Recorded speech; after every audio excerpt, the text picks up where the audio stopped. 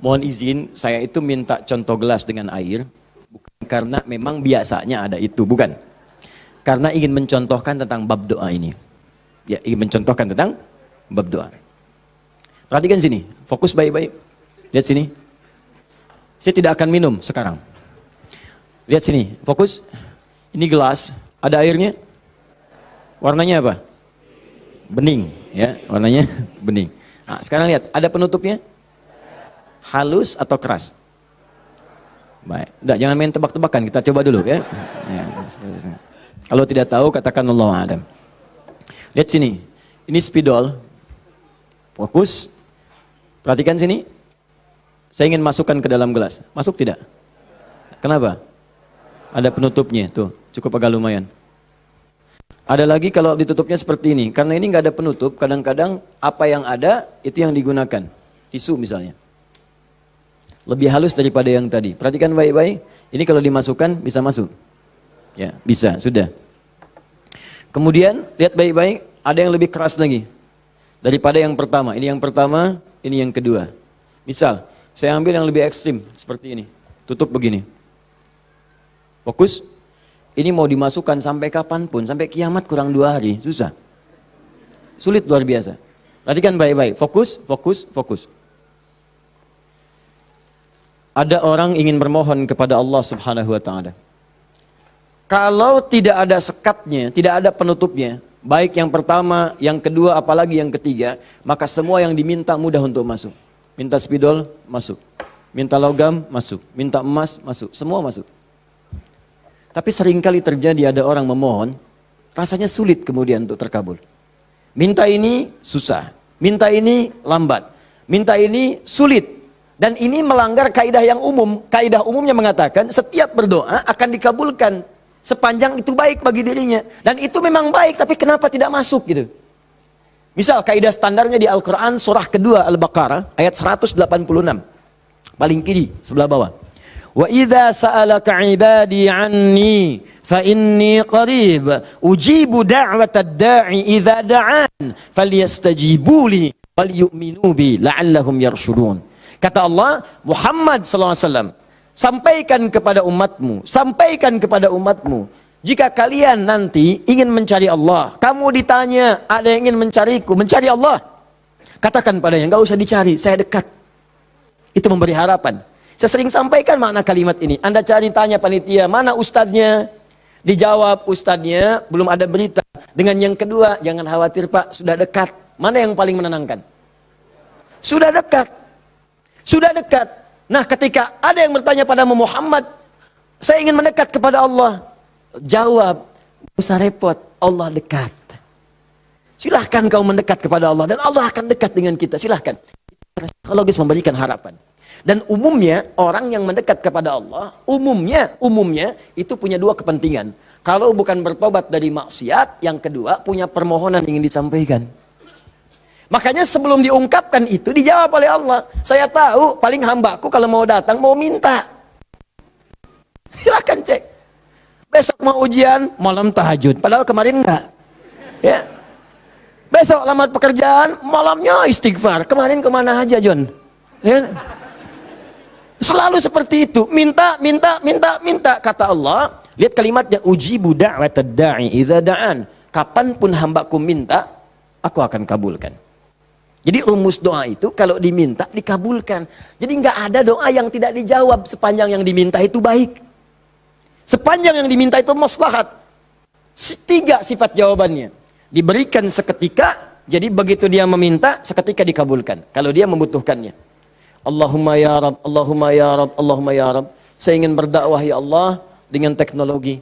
Saya ingin niatkan ya Allah masuk ke ITB supaya dengan ilmu itu saya bisa mengembangkan teknologi untuk mendekatkan orang kepadamu. Minta dia malamnya, luluskan saya ya Allah. Besoknya keluar lulus. Kalau benar maslahatnya. Ada yang kedua. Ditunda itu sampai dia sanggup untuk menerimanya sebagai amanah kehidupannya. Tidak seketika dijawab, tapi nanti ketika dia sanggup baru diberikan. Karena kalau Allah berikan dalam hal tidak sanggup, tidak adil Allah. Karena Allah tidak memberikan ujian pada yang tidak sanggup. La yukallifullahu nafsan illa Jadi sekali lagi sering saya katakan, kalau Anda sedang diuji, jangan mengeluh, karena Anda pun dipercaya oleh Allah. Allah yakin dengan Anda, kenapa Anda ragu?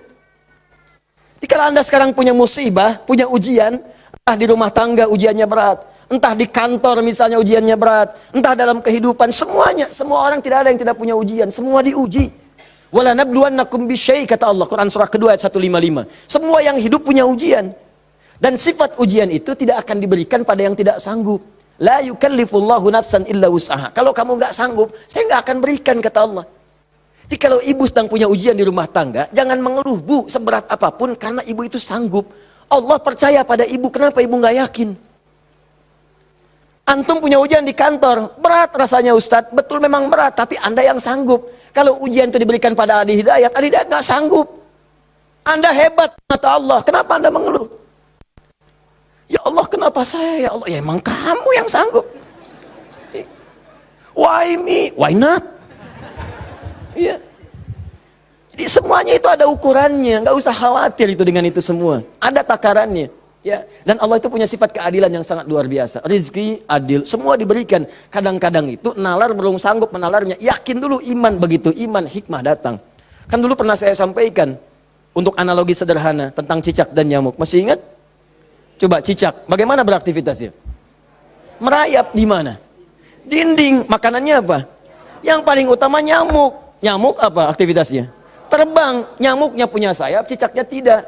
Kan pernah saya sampaikan, kalau nyamuknya punya akal dan jenius, cicak jadi mainan. Cicak di dinding, dia dekat lampu. Cicak, ayo sini kalau berani. Alhamdulillah, hewan tidak diberi akal. Tapi bukan itu yang mau saya sampaikan. Keadilan Allah menjadikan cicak tetap mendapatkan makanan. Orang tua kita nggak punya banyak dalil. Cuman fitrahnya memberikan kepada kita gambaran-gambaran kehidupan. Dikatakan oleh mereka cicak-cicak diam-diam. Bayangkan, yang Allah tuntut cak merayap. Rayap aja. Mau diam-diam, mau biasa. Dicontohkan diam-diam aja merayap. Diam-diam merayap. Teruskan, datang seekor nyamuk. Ketika cicak merayap, datang seekor nyamuk. Bukan cicak yang mendatangi nyamuk, nyamuk yang mendatangi cicak. Siapa yang memberikan dorongan nyamuk datang ke cicak? Allah. Jadi kalau dia mengerjakan ikhtiar dari Allah, maka datanglah hasilnya. Cicak, kamu merayap aja. Begitu merayap, datang seekor nyamuk. Selanjutnya, silahkan. Ya. Tangkap, selesai. Itu poin yang pertama. Jadi saya ingin berikan gambaran dalam kehidupan ada unsur keadilan yang diberikan oleh Allah Subhanahu wa taala. Jadi yang pertama tadi langsung diberikan, yang kedua ditunda dia saat sanggup menerimanya. Kalau nggak sanggup nggak akan dikasih. Anda punya anak 5 tahun, ya, pengen minta hadiah pada Anda, bobo, motor, pengen minta motor. Anak 5 tahun pengen minta motor beneran, dibelikan nggak? Ya, Anda memang mampu.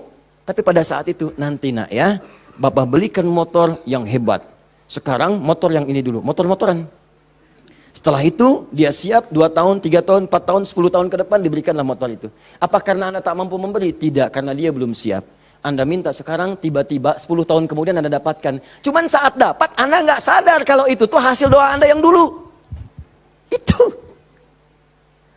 Kadang-kadang demikian. Anda pengen jadi dokter. Ujungnya kan dokter, masuknya pengen ke UI. Tiba-tiba keterimanya di Undip misalnya. Tapi kan jadi dokter juga. Anda pengen proyek yang besar, dikerjakan sekarang, nggak dapat, doa belum terkabulkan. Tiba-tiba 10 tahun kemudian, dapat proyek yang besar, yang nilainya ternyata diakumulasikan 10 tahun ke belakang. Itu doa Anda.